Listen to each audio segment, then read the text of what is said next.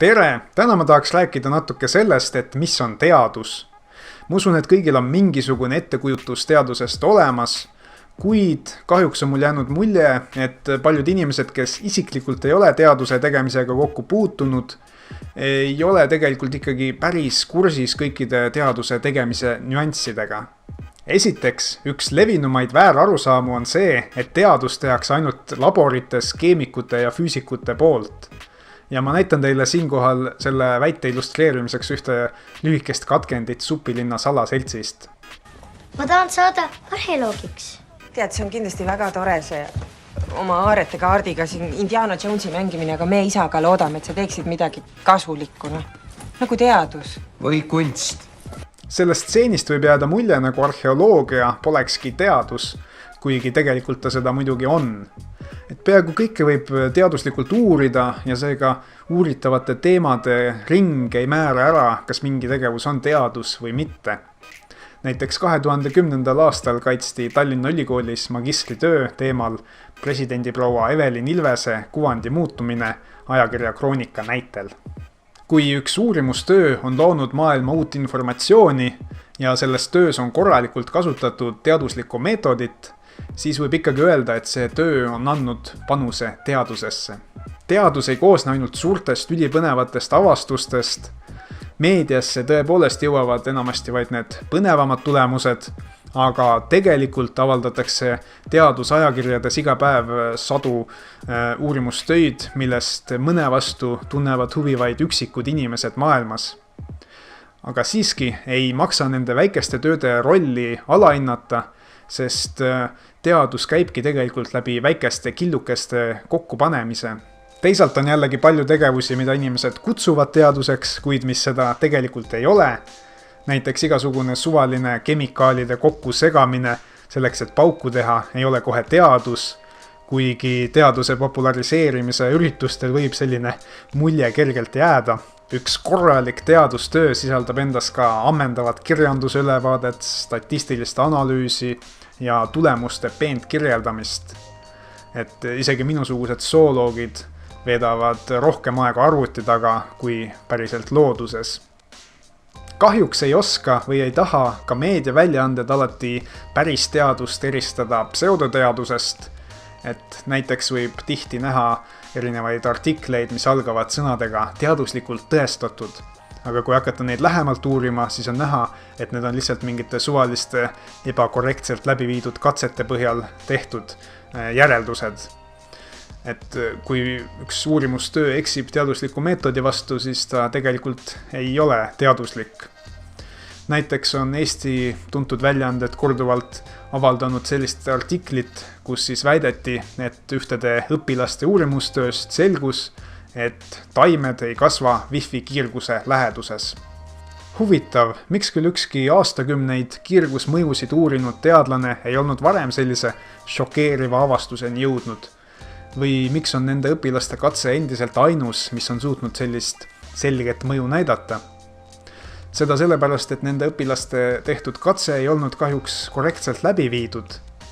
Päris teadusmaailmas on niimoodi, et kui sa teed sellist potikatset ja sul on nende potide arv üliväikene ja keskkonnatingimused kontrollimata, siis ükski normaalne teadusajakiri sellist tööd läbi ei lase. Ja niikaua, kuni üks uurimustöö ei ole ühe teadusajakirja sõltumatust ekspertiisist läbi läinud ja avaldatud, niikaua ei võta ka ükski teadlane seda tööd väga tõsiselt. See on muidugi tore, et noored juba koolis selliseid eksperimente läbi viivad, aga kahjuks enamasti nii noortele veel ei õpetata, et kuidas näiteks pseudoreplikatsiooni vältida, kuidas tekitada juhuslik valim, kuidas statistilist analüüsi läbi viia ning millised piirangud on tulemuste üldistamisel. Või vähemalt minule enne ülikooli küll ma ei mäleta, et sellist asja oleks õpetatud. Nii-öelda pseudoteadust ehk libateadust võivad vabalt teha ka teaduskraadiga inimesed.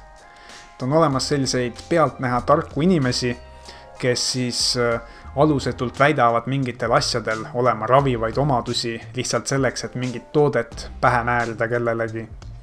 Et siinkohal ma mõtlen siis selliseid MMS-i skandaali sarnaseid juhtumeid.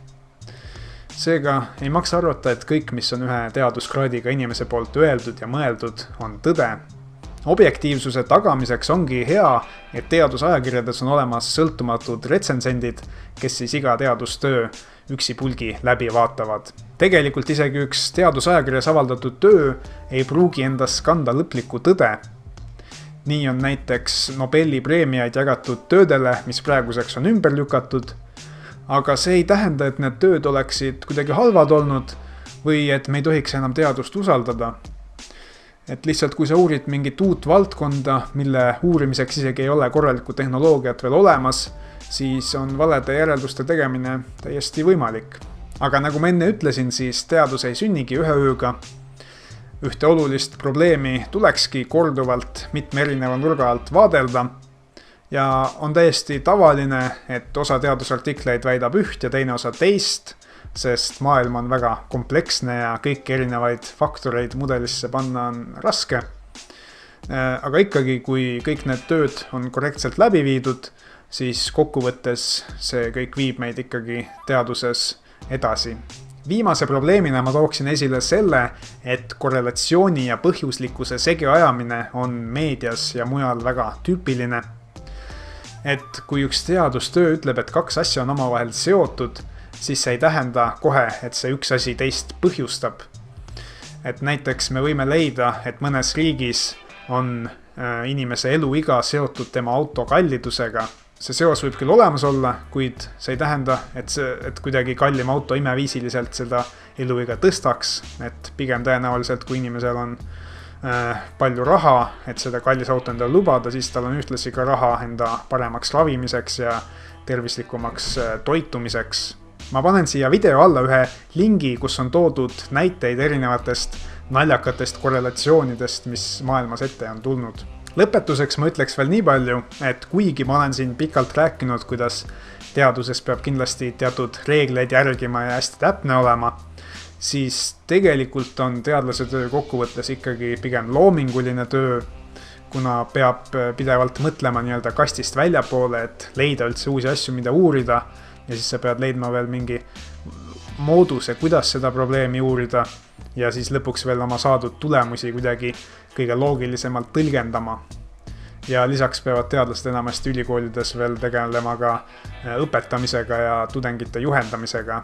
Et küllaltki mitmekesine töö minu arust, või elukutse siis ütleme. Ja nüüd vist saigi kõige olulisem öeldud, seega selleks korraks kõik. Aitäh kuulamast!